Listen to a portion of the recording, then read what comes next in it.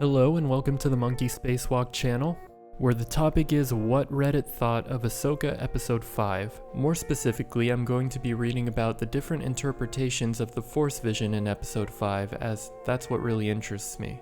You can find links to all of these posts in the description. This is all spoiler-filled. I hope you have a good time, and thanks for listening.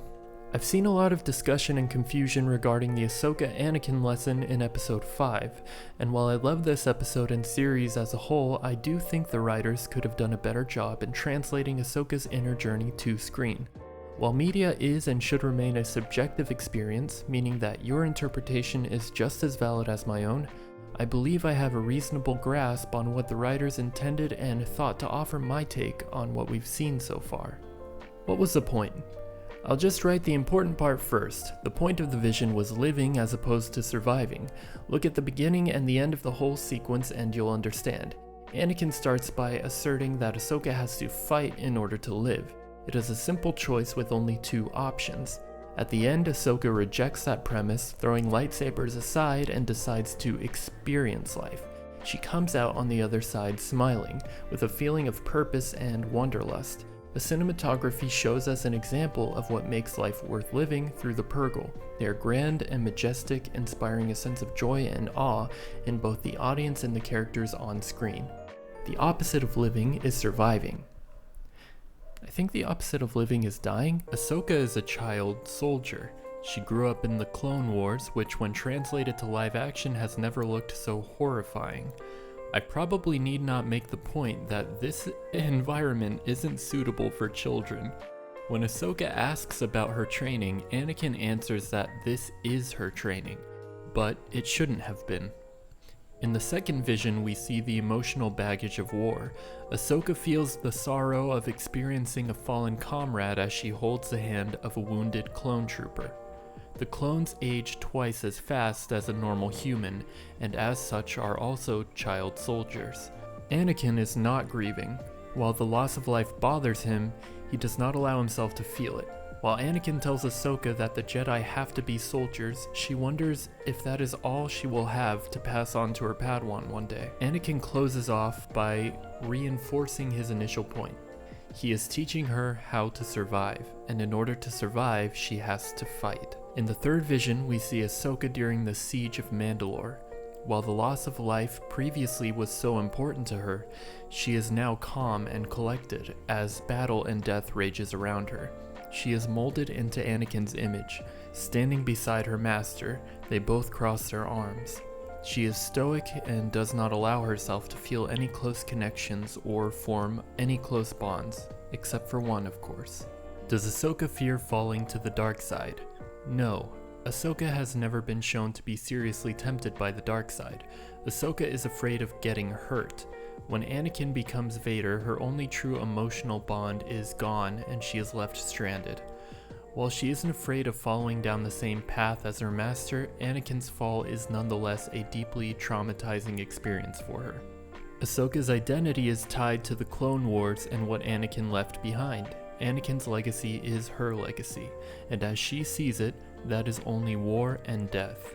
Anakin tries to tell Ahsoka that she is more than death and war because he is more than death and war.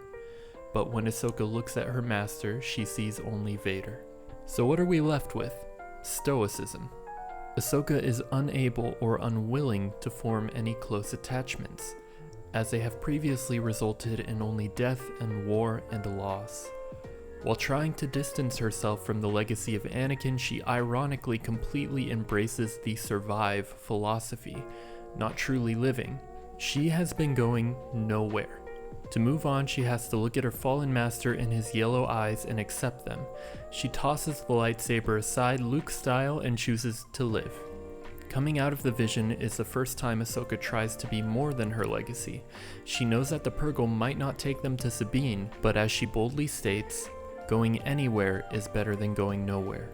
Going to a new galaxy is of course symbolic of new opportunities, not just for Ahsoka but for Star Wars itself. It can be said that the entire franchise, like our heroine, has been going nowhere for a long time.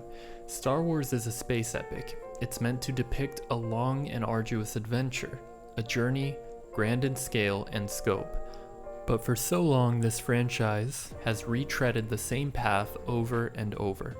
A scope has always remained the same, bound by the main trilogies and cursed by endless self-referencing. This episode changes that. While Star Wars and Ahsoka carries with it past experiences, we are now free to do something completely new, creating an adventure just as grand as the last, but unburdened by the past. While I agree with most of that, I think those are some pretty bold claims about the franchise as a whole at the end there, since there are so many different creatives involved in so many different projects that span across all these different times in Star Wars. The self-referential nature is not about to end anytime soon. But I enjoyed that post. I think it's a good take and it's very thoughtfully written. Okay, this next one is titled Analysis of the Lesson. Here's my take on the 5 scenes with Ahsoka and Anakin, the final lesson. Ahsoka is held back by the guilt of being the legacy of the person who turned into Darth Vader. She sees herself as an agent of war and destruction programmed by him. "Am I anything but a warrior?" she says. She questions whether she wants to even get back up after being knocked down by Baylan. "I don't want to fight," she says multiple times. If she gives up, that evil legacy dies with her after all. She lost to Baylan because he got into her head about this, and she was half-hearted against him afterward.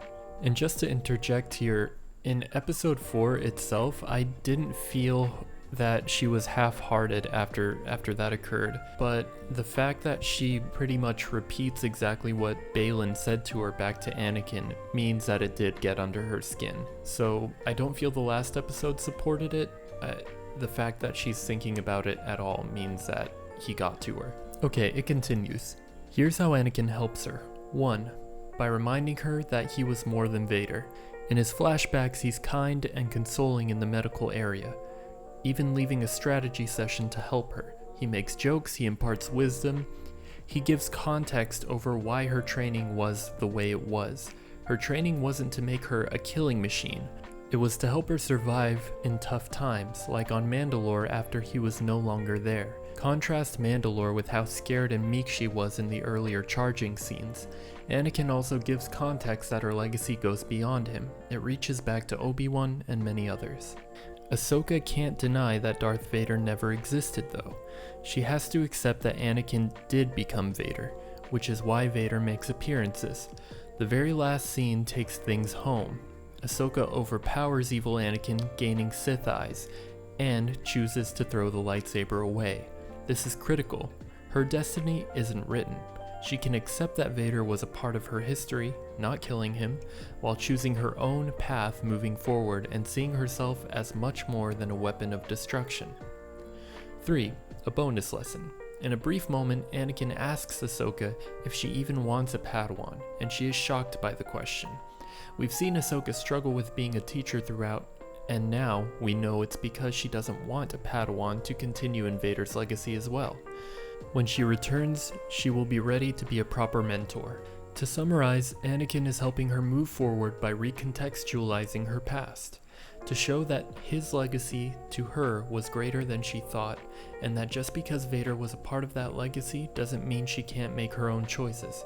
Ahsoka is now ready to move forward again and live again. Literally.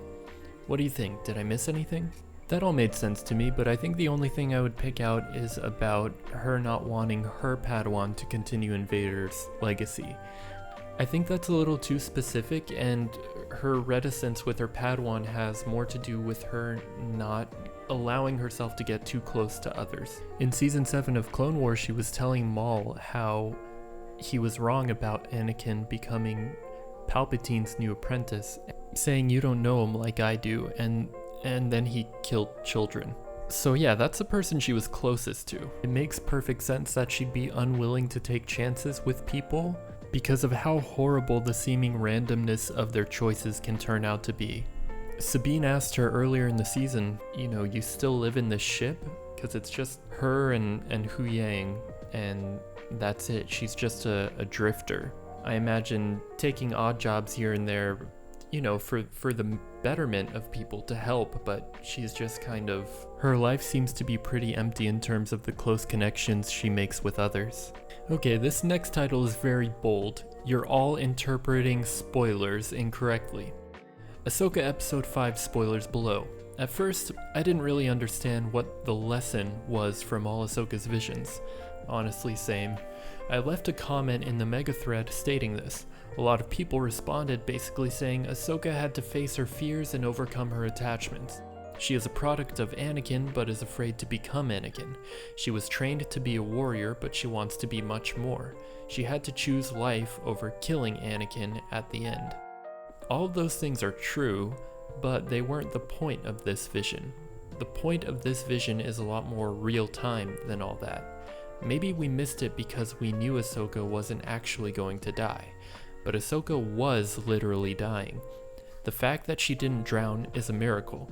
The point of these visions was to show that she is a warrior, just like she was trained to be. It's not the life she wanted, it's not the life she deserved, but it's the life that she was given. She was trained from far too young an age to be a soldier. That is the weight she's carried all these years. The Jedi found her and all her abilities and pimped her out to fight a worthless war. Damn, it's true. However, though she deserved better than being groomed to be a soldier, that's what she got and that's what she is. And right now, that's what she needs.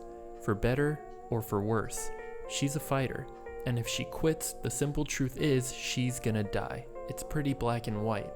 She didn't overcome any fears, she didn't deal with any trauma. I mean, sure, but that wasn't the main point.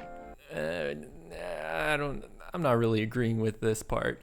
She didn't overcome any fear, she didn't deal with any trauma. I think that was the point, dude. She didn't come to grips with any of the things that ailed her throughout her life. What? She didn't face any demons, she didn't overcome the possibility that she goes down the same path as Anakin. She realized that although the Jedi Order was messed up and the war was nothing but loss, it gave her exactly what she needed to survive in that very moment. The lesson is very simple. Whether you like it or not, you're a soldier, so don't die yet. You have work to do. So thank the Maker for the Jedi making her into a soldier, because today it kept her alive and she still has work to do. So I agree with the fact that Ahsoka was also literally dying, but I think he's throwing the baby out with the bathwater here. I feel like she did face facing Anakin in itself is her coming to terms with the trauma of her past. What he did was a horrible betrayal of their friendship, of everyone they knew, and the ideals that she thought they shared. When you do something as horrible as what he did, it reaches back in time and poisons all of your previous experiences with that person. It recontextualizes all of it. To meet him now the way she did and sort of come to grips with that, I think that was a much bigger point than her physically dying. And like, yeah, it's a miracle about her surviving that long underwater, but it's so long that you have to imagine that there are mystical aspects occurring here. It's not just a dream she's having while she's underwater, and I think that's exemplified by Jason being able to hear the lightsabers. You know, there's some sort of extra dimensional thing occurring. I don't know, unless her race can just breathe underwater forever. But I don't think they can. I don't know. You learn something new every day. Okay, the next title says, "Am I the only one who hated it?" Before I even read, I am 100% sure they are not the only person who hated it. I remember seeing some concept art for The Force Awakens, I think, where they planned to depict Anakin's ghost as slipping in and out of the Vader persona, as he continues to struggle with the dark side after death or something like that. I thought it was a cool enough image, but an utterly dreadful concept, and completely misunderstood the character and the broader story of the films as a whole. Now they've done exactly that and the fans are loving it. For the life of me, I can't understand why. The whole point of the saga is that Anakin returns to the light and is redeemed by his son.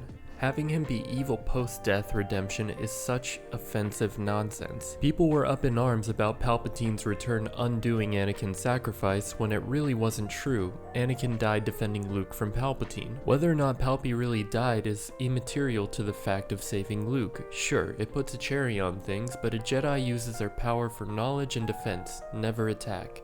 The main thing was Anakin returned to the light and died so Luke could live. Having Anakin's ghost be evil is literally undoing his return to the light, and people are lapping it up because the show gave them the equivalent of those little holograms for kids from the 90s. Whoa, he transformed, and then he transformed back. The only thing I can think of that squares the circle is if Anakin is pretending to be evil to help Ahsoka face her demons and guilt regarding Anakin's fall. Yet I find that convoluted. No, wait, I don't think it's that convoluted. I think you're on the right track. The whole thing is framed as a lesson from him. I personally think he was drawing from his experience as Vader to push her to her limits. The post continues. It's really not made clear. It honestly seemed like he was returning to being Vader, which is the complete antithesis of George's story. I never watched Clone Wars or Rebels, so I've only really come to Filoni's work in recent years. Yet, it seems to me that he has managed to both overcomplicate and dilute so much of the lore and what made George's films special. Honestly, am I missing something? The first comment says, "You know nothing, Jon Snow." Then the next one says, "I never once in the entire scene felt he was, quote, returning to Vader, or that he ever had intention of killing Ahsoka. He was testing her, taunting her with her fear of Vader. If the situation hadn't called for it, I don't think he would have just been uncontrollably turning into Vader, although I assume part of the narrative is that he's accepted that it was a part of who he is in death, and Ahsoka needs to as well." I think I agree with that. And as another comment pointed out, he had to test to see if she would try to strike Vader down. Same test Luke had in Empire Strikes Back and Return of the Jedi. And finally, we've got a response that's actually longer than the post. Let's see. "I think what you're missing is that you haven't watched any of the animated content. You seem to be assuming things that just don't follow Filoni's work. This was a vision. It wasn't real. This isn't Anakin wrestling with his dark and light side. He's already had that battle. He's dead. He's now one with the Force, a spirit. And as a spirit guide to Ahsoka, he's getting her to see things she doesn't want to face. When we first meet Ahsoka in the Clone Wars, she's very young and spunky. She also has this great compassion and this fearless approach to life. It's all the things that you generally find in young people, very ambitious, hopeful, tenacious, and light. She was given the nickname Snips because she immediately challenged everyone around her. She wasn't subservient to her masters, she believed in herself and she questioned them. On one of her very first missions, the Jedi that recruited her is presumed lost in space, possibly dead, and the Jedi Order want to write it off, but Ahsoka insists they keep looking, because she cares and she has hope that they'll find him. Over time, she is trained to be a warrior and a commander, but she sees that the Jedi Council and the Order itself have strayed from their original mission of being peacekeepers. They seem to be more political pawns of the Senate, and when she's accused of a crime, they don't stand by her.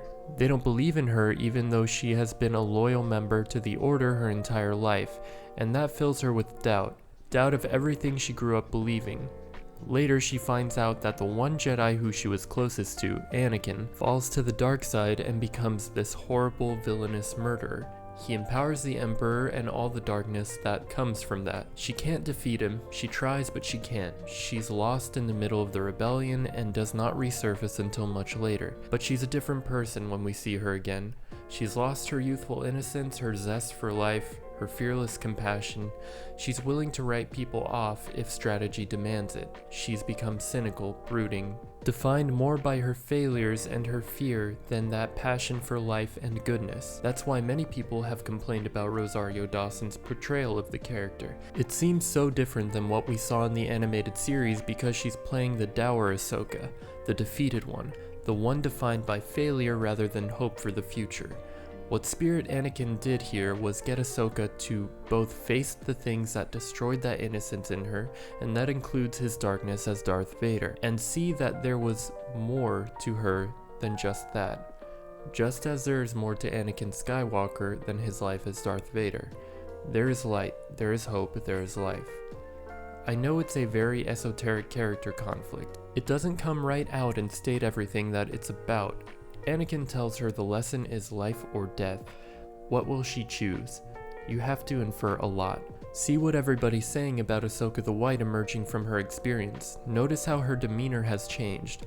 Hell, just look at how her mission has changed. When she arrived on the planet, her goal was to stop Thrawn at all costs. even if it meant Ezra is left abandoned in another galaxy, even if it means her own death or the death of Sabine, or the death of everybody else that Ahsoka cared about or cares about. She's focused on destruction alone.